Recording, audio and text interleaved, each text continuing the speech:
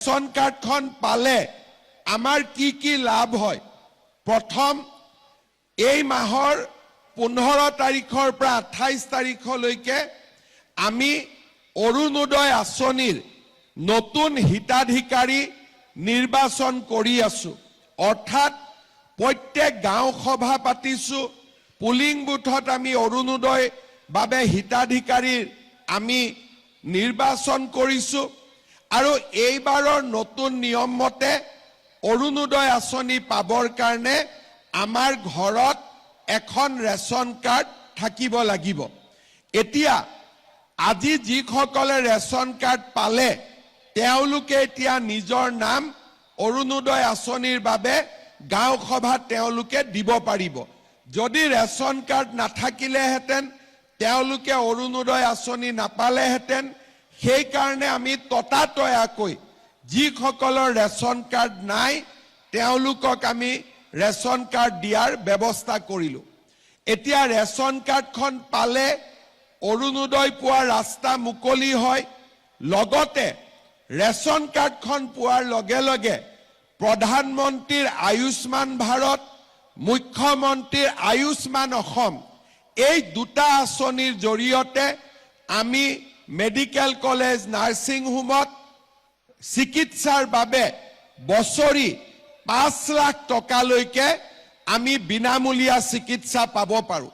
আমাৰ ঘৰত যদি আয়ুষ্মান ভাৰতৰ কাৰ্ডখন নাই, তথাপিতো হস্পিটালত যদি আমি ৰেচন কাৰ্ডখন দেখুৱাওঁ, ৰেচন কাৰ্ডখন দেখুৱালে বছৰি 5 লাখ টকালৈকে আমি বিনামূলীয়া চিকিৎসা এটা পৰিয়ালে আমি লাভ কৰিব পাৰিম। তাৰ মানে আপোনালোকে চিন্তা কৰক যে আজি আমি অসমত 2,50 লাখ ব্যক্তিক আমি ৰেচন কাৰ্ড দিছো।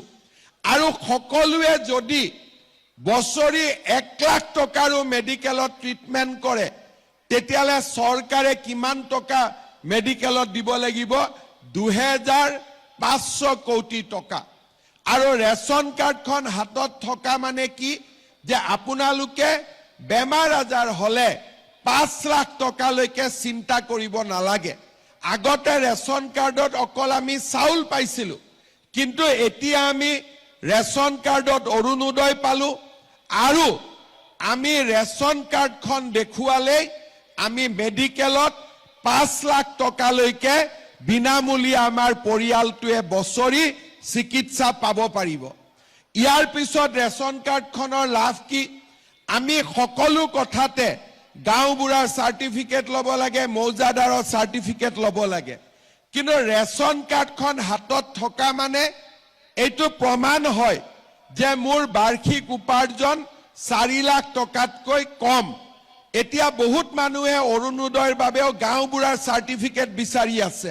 মই আপোনালোকক এটাই কথা কৈছো যে অৰুণোদয়ৰ কাৰণে গাঁওবুঢ়া, মৌজাদাৰৰ কোনো চাৰ্টিফিকেট নালাগে, মাত্ৰ ৰেচন কাৰ্ডখন দেখুৱালেই হ'ব। কোনোবা জাগাত চাৰ্টিফিকেটৰ নামত 30 টকা লয়, 50 টকা লয়, 100 টকা লয়। এইবিলাক মই ভাল নাপাওঁ। আৰু সেইকাৰণে আজিৰ সভাতে মই কৈ দিছো যে ৰেচন কাৰ্ড থাকিলে কোনো গাঁওবুঢ়াৰ আমাক চাৰ্টিফিকেট নালাগে, কোনো মৌজাদাৰৰ আমাক ইনকাম চাৰ্টিফিকেট নালাগে। এতিয়া খুজি আছিল নেকি ইয়াতে? আজিৰ পৰা আপোনালোকক নালাগে, তেনেকেই পাব। ইয়াৰ পিছত ৰেচন কাৰ্ডখন থাকিলে কি লাভ হয় আপোনালোকে জানে যে প্ৰত্যেক বছৰ আমি ল'ৰা ছোৱালীক কলেজত বিনামূলীয়া এডমিশ্যন দিওঁ। এতিয়া বিনামূলীয়া এডমিশ্যন দিয়াৰ কাৰণেও কলেজে কয় যে এখন ইনকাম চাৰ্টিফিকেট লৈ আহক। এতিয়া আমি কলেজবিলাকক কৈ দিছো যে ৰেচন কাৰ্ডে লাষ্ট চাৰ্টিফিকেট, ইয়াৰ ওপৰত আৰু একো চাৰ্টিফিকেট নালাগে। ৰেচন কাৰ্ডখন দেখুৱালে আপোনালোকে কলেজত বিনামূলীয়াকৈ এডমিশ্যন দিব।